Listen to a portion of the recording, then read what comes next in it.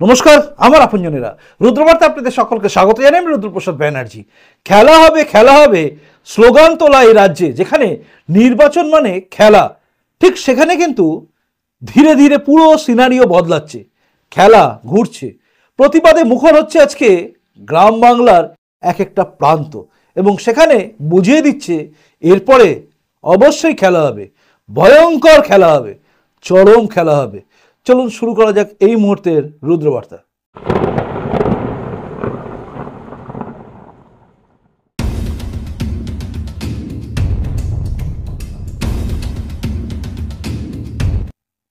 আপনারা জানেন এই রাজ্যে 2021 নির্বাচনের আগে একটা স্লোগান মমতা ব্যানার্জি খুব সুন্দর তুলেছিলেন।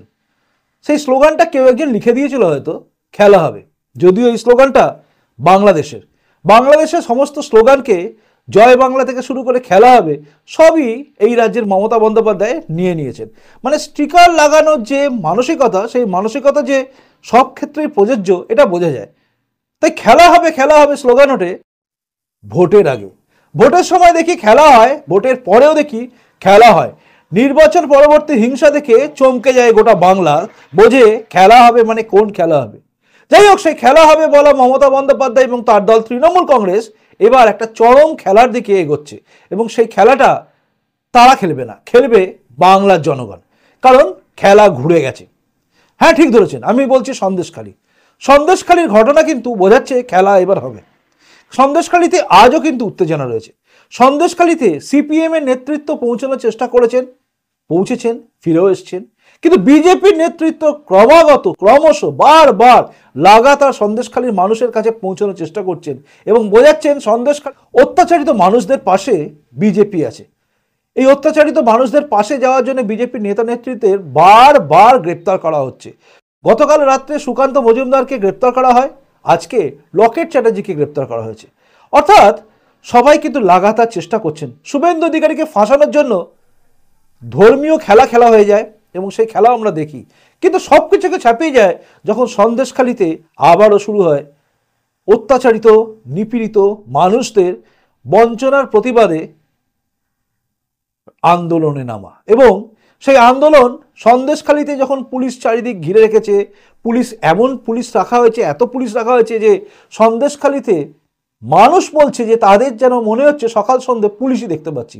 যেখানে পুলিশের টিকি পর্যন্ত দেখা যেত না, তাই শেখ শাহজাহান, তার ভাই ফিরাজ এবং এই শিবু হাজরা আর উত্তম সর্দার, এদের দাপট চলতো, কি আমিন আলী গাজী আছে, তাদের দাপট চলতো, এবং তারা হিন্দু মহিলাদের, রমণীদের, যেটা অভিযোগ শুভেন্দু অধিকারী করেছেন, যে তাদেরকে বাড়ি থেকে ডেকে নিয়ে যেত। এবং যে অভিযোগগুলো আমরা দেখি, সবাই বলে কিভাবে তুলে নিয়ে যাওয়া হতো। আর যেটার সত্যতা স্বীকার করেছেন দেবাংশু ভট্টাচার্য, যে নির্যাতিতদের অভিযোগের পরিপ্রেক্ষিতে গ্রেপ্তারও করা হচ্ছে এবং আরও নির্যাতনের অভিযোগ লেখা হচ্ছে। কাজেই নির্যাতন হয়েছে।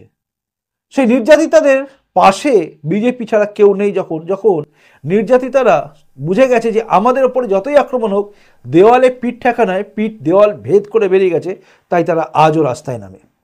আজ সন্দেশখালীর বেরমজুর থেকে শুরু করে থুপখালী, এই দুই জায়গায় কিন্তু উত্তেজিত জনতারা নেমে পড়েছেন, অর্থাৎ গ্রামবাসী, অত্যাচারিত নিপীড়িত গ্রামবাসীরা রাস্তায় নেমে পড়েছে। কোথাও টিএমসির নেতাকে জুতো দিয়ে পেটা করানো হয়েছে, অর্থাৎ জুতো পেটা হয়ে গেছে।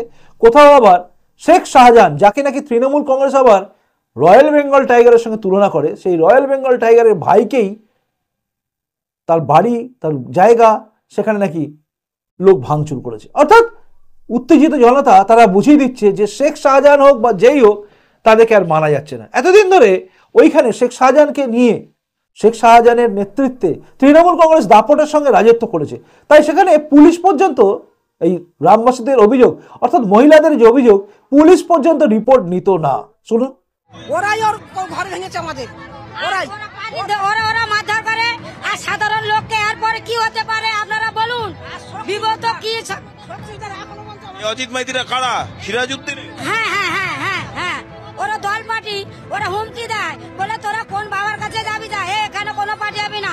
অজিত মাইতির কাছে গেলে অজিত মাইতি বলে সিরাজুলের কাছে যাও, সিরাজুল বলছে কোনো পার্টি না। থানাতে গেলে থানায় ফোন করে না, থানা থেকে বলে বাড়ি চলে যাও, কোনো কাগজপত্র জমা নেয় না, বলে তোমরা চলে যাও, এখানে কি করতে এসেছো, বাড়ি চলে যাও। শুনলেন আপনারা, অর্থাৎ নির্যাতিতা মহিলারা কিন্তু আজ ফুঁসছেন। কুণাল ঘোষ দেখুন, এনারা কিন্তু মুখে চাপা দিয়ে কিছু বলছেন না, মুখ খুলেই রয়েছেন। এমনকি মনে রাখবেন, এই মহিলারা এবং সবাই যারা প্রতিবাদ করছে তাদেরকে কোনো সাংবাদিক যদি প্রশ্ন করে যে আপনারা কি বহিরাগত, তারা কিন্তু তাদের আধার কার্ডও দেখাচ্ছে। কাজেই এবার যে এরা বহিরাগত সেটাও যেরকম বলতে পারবেন না, ঠিক সেইভাবে একইভাবে বলতে পারবেন না যে এরা প্রতিবাদ করছে, এরা অত্যাচারিত নয়। কারণ এনারা সবার সামনে বলছেন, বাংলার মায়েরা যখন চিৎকার করে করে বলেন যে আমরা অত্যাচারিত হয়েছি, আমাদের উপরে অত্যাচার হয়েছে, নির্যাতন হয়েছে, তখন আমরা কুণাল ঘোষের মতো বলতে পারি না যে আপনি হাত তুলে জানান যে আপনি ধর্ষিতা হয়েছেন, একজনকে ধর্ষণ করা হয়েছে। না না, আমি মিথ্যা বলছি না। এটা এবিপি আনন্দে কুণাল ঘোষ যে ডিবেট নিয়ে বিতর্ক সৃষ্টি হয়েছে, মানে যেখানে অগ্নিমিত্রা পালকে বলেছিলেন নির্লজ্জ বেহায়া, সেখানে এই জেল থেকে বেলে থাকা কুণাল ঘোষ কি বলেছেন একবার দেখুন। নিগ্রহের অভিযোগ, তাদের মুখ তুমি চ্যালেঞ্জ করলেও তারা খুলতে পারবেন না, তুমি চ্যালেঞ্জ করলেও আমি অন ক্যামেরা দেখাতে পারবো না, সেটা সুপ্রিম কোর্টের রায় অনুযায়ী সম্পূর্ণ বেআইনি। আমি এই আইন সম্পর্কে সম্পূর্ণভাবে অবগত, কিন্তু ওনাদের হাত তুলে বলতে হবে আমি তাদের মধ্যে একজন, আমাকে ধর্ষণ করা হয়েছে। তাদের হাত তুলে বলতে হবে যে আমাকে ধর্ষণ করা হয়েছে। আমি মেনে নিগ্রহের অভিযোগ, তাদের মুখ তুমি চ্যালেঞ্জ করলে। দেখলেন, অর্থাৎ তিনি কিন্তু এই কুণাল ঘোষ কিন্তু পরিষ্কার বলেছিলেন আপনাদের মধ্যে কেউ যদি ধর্ষিতা থাকেন তাহলে হাত তুলে জানান, ক্যামেরায় মুখ দেখাতে হবে না। কতটা নির্লজ্জ হলে এইসব কথা বলা যায়। এনারা আবার মহিলাদের বলে নির্লজ্জ বেহায়া। এই শব্দগুলো কে কার দিকে ছুটছেন, আয়নার দিকে ছুটছেন কিনা তা আমরা জানি না, কিন্তু দেখলাম, শুনলাম, বুঝলাম কুণাল ঘোষের মতো লোকেরা তৃণমূলকে ডিফেন্ড করার জন্য কি বলতে পারে। অর্থাৎ তৃণমূল কংগ্রেস খেলা হবে বলে যেভাবে ক্ষমতায় রয়েছে, সেখানে দাঁড়িয়ে বাংলার জনগণ কিন্তু খেলা শুরু করেছে। সন্দেশখালি একটা কিন্তু দৃষ্টান্ত হয়ে যাচ্ছে। আমি আবারও বলছি, সেখানকার মা বোনেদের দেখে আমাদের বাকি জায়গায় যারা মা বোনেরা আছেন শিক্ষা নেওয়া উচিত। কারণ অত্যাচার, নিপীড়ন এই চারিদিকে চলছে। আপনি ভাবছেন মলেস্টেশন তো ওদের হয়েছে, আমার তো কিছু হয়নি, এটা যদি ভেবে থাকেন যে আমার তো গায়ে কোনো আঁচ লাগছে না, তাহলে জানবেন আপনি ভুল করছেন। কারণ আপনার ভবিষ্যৎ, মানে আপনার ছেলেদের ভবিষ্যৎ বা মেয়ের ভবিষ্যৎ, সেই ভবিষ্যৎটাকে কিন্তু এরা শেষ করে দিয়েছে। কারণ চাকরি চুরি করে ভবিষ্যৎকে ঝাঁঝরা করে দিয়েছে।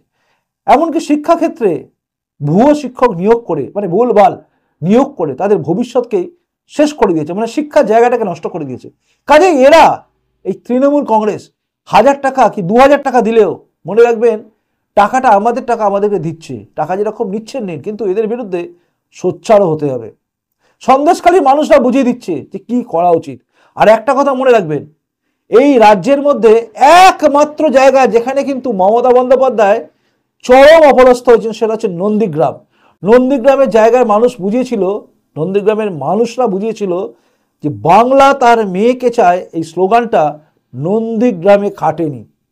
যে সমস্ত জায়গায় বিজেপিরা জিতেছিল সেখানকার মানুষরা মানেনি, 2,28,00,000 লোক কিন্তু মানেনি যে বাংলা তার মেয়েকে চায়। কাজেই বুঝতে হবে, জানতে হবে, জাগতে হবে। আজকে মুখ্যমন্ত্রী মমতা বন্দ্যোপাধ্যায়কে কম্পার্টমেন্টাল মুখ্যমন্ত্রী করে দিয়েছে কিন্তু নন্দীগ্রাম।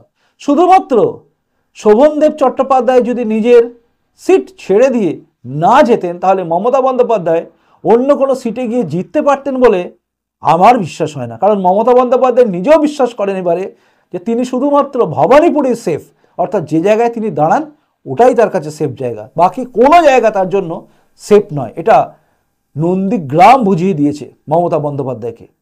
তাই আমার মনে হয় বাংলার জনগণের বোঝা উচিত যে সন্দেশখালী নন্দীগ্রাম ভোট না দিয়ে নন্দীগ্রাম বুঝিয়েছিল খেলা কিভাবে খেলতে হয়। আর সন্দেশখালীর মানুষজন, মহিলারা বোঝাচ্ছেন অত্যাচারিত মানুষরাও যখন দেওয়ালে পিঠ ঠেকে তখন তারা কিভাবে খেলতে পারে। অর্থাৎ খেলা ঘোরা শুরু হয়ে গেছে। সরকারের পতন অনিবার্য, আজ নয়তো কাল।